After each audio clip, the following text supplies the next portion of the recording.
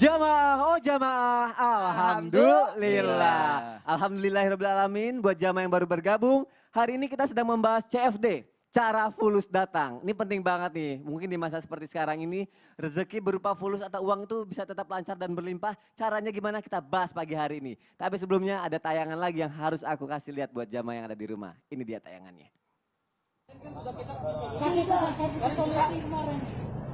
Kalau kau nak susu anak kau, kata kau berjeli. Karena kau berjeli, aku balik kasihan anak itu. Nah, aku bakal lahirin di situ nah. Gara-gara anak mau susu duitnya kan ya.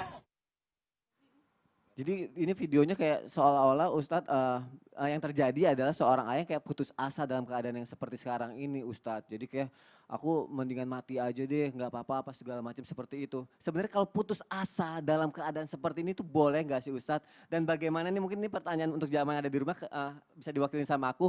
Apa yang sebaiknya kita lakukan nih ketika kita hampir menyerah dan putus asa terutama karena masalah ekonomi? Ustadz Ahmad Khan, silakan. Bismillahirrahmanirrahim. Apakah dibolehkan di dalam Islam kita berputus asa daripada rahmat Allah Subhanahu wa taala? Maka jawabannya tidak dibolehkan. Karena sesungguhnya Allah Subhanahu wa taala menjelaskan di dalam Al-Qur'an ketika Nabi Allah Yusuf alaihissalam pada saat itu diasingkan.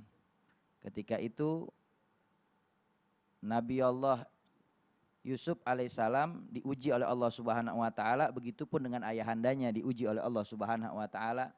Ketika itu Allah Subhanahu wa taala memberikan kepada ayahandanya kesabaran yang begitu luar biasa, akan tetapi tidak putus asa dari rahmat Allah.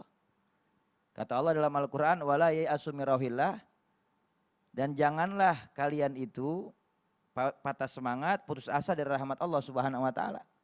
Innahu la ya'asu min rauhillah ilal qaumul kafirun, sesungguhnya tidak ada orang yang putus asa dari rahmatnya Allah kecuali orang-orang kafir.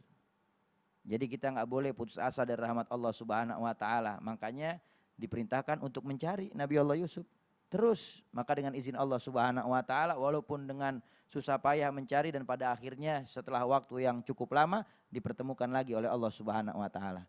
Maka jangan pernah putus asa dari rahmat Allah, apalagi urusan rezeki ini udah ditentuin nama Allah Subhanahu wa taala. Allah Subhanahu wa taala katakan bahwasanya la taqnatu min rahmatillah. Innahu yaghfiru dzunuba jami'an. Jangan kalian itu putus asa dari rahmatnya Allah, karena sungguhnya Allah Subhanahu wa taala Maha mengampuni segala kesalahan dan dosa. Maka yang paling penting kiat-kiatnya adalah kita bertaubat kepada Allah Subhanahu wa taala taubatan nasuha, perbaiki diri kita, bertakwa kepada Allah, nanti Allah datangkan rezeki dari arah yang tidak disangka-sangka. Tapi banyak di antara manusia yang lupa dengan hal tersebut sehingga dia putus asa karena dibisiki oleh syaitan agar dia jauh dari rahmat Allah Subhanahu wa taala. Na'udzubillah min dzalik. Coba perhatikan bagaimana kisah baginda Rasul Nabi Muhammad SAW menceritakan kepada para sahabatnya tentang kisahnya Nabi Sulaiman. Satu ketika Nabi Sulaiman alaihissalam beliau sholat di tepi pantai. Nabi Sulaiman itu setelah sholat melihat ada seekor semut yang dia memikul satu helai daun, lalu kemudian dia menunggu datangnya seekor katak. Ketika itu katak datang dari dasar laut, lalu kemudian mendekat kepada semut dan semut naik ke atas katak. Masuklah semut dengan daun yang dia pikul bersama katak ke dasar laut. Nabi Sulaiman menunggu. Setelah datang lagi itu semut, Nabi Sulaiman tanya kepada semut itu. Karena Nabi Allah Sulaiman diberikan oleh Allah Subhanahu wa taala mukjizat berbicara dengan binatang. Ketika datang itu semut itu ditanya, "Ngapain kamu tadi bawa daun ke dasar laut?"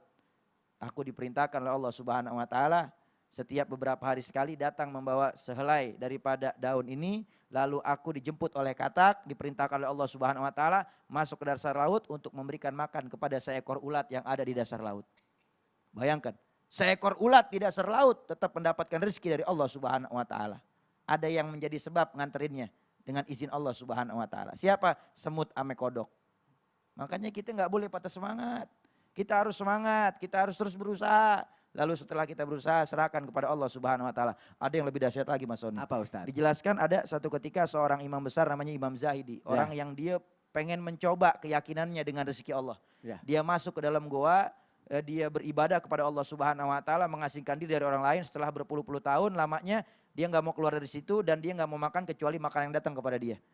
Akhirnya datang orang-orang setelah sekian lamanya, datang ke situ, kasih makanan, bahkan disuapin dengan tangannya sendiri karena udah kelamaan dia berdiam di situ, dikhawatirkan kelaparan dan nggak bisa bicara. Padahal dia diem aja.